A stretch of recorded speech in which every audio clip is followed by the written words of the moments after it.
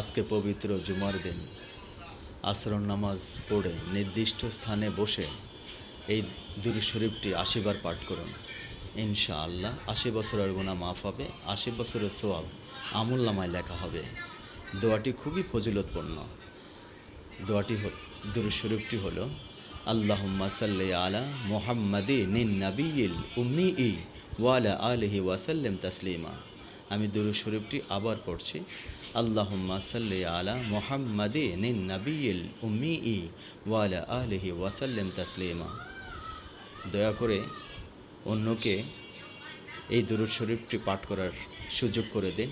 হয়তো অনেকের মা বাবা দুনিয়াতে নেই, সন্তান দুনিয়াতে নেই, তাদের জন্য এই দোয়াটি, এই দুরূদ শরীফটি পাঠ করা উত্তম। এবং ৮০ বার পাঠ করলে ৮০ বছরের গুনাহ মাফ হবে। আমাদের অনেক আত্মীয় স্বজন কবরবাসী হয়েছেন, সকলের জন্য এই দুরূদ শরীফটি আমরা পাঠ করি। আজকে পবিত্র জুমার দিন, খুবই ফজিলতপূর্ণ দিন। এই দোয়াটি আজকের এই দিনে আসর নামাজ পড়ে নির্দিষ্ট স্থানে বসে এই দোয়াটি ৮০ বার পাঠ করেন। ইনশাআল্লাহ আল্লাহ তাআলা আমাদেরকে সকল গুনাহ থেকে, আমাদেরকে সকল রহমত থেকে হেফাজত করবেন।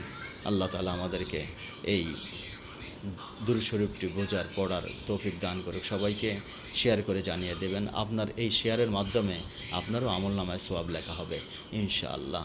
আমরা সবাই বেশি বেশি করে এই দুরূদ শরীফটি শেয়ার করবে, কারণ খুবই ফজিলতপূর্ণ এই দুরূদ শরীফটি।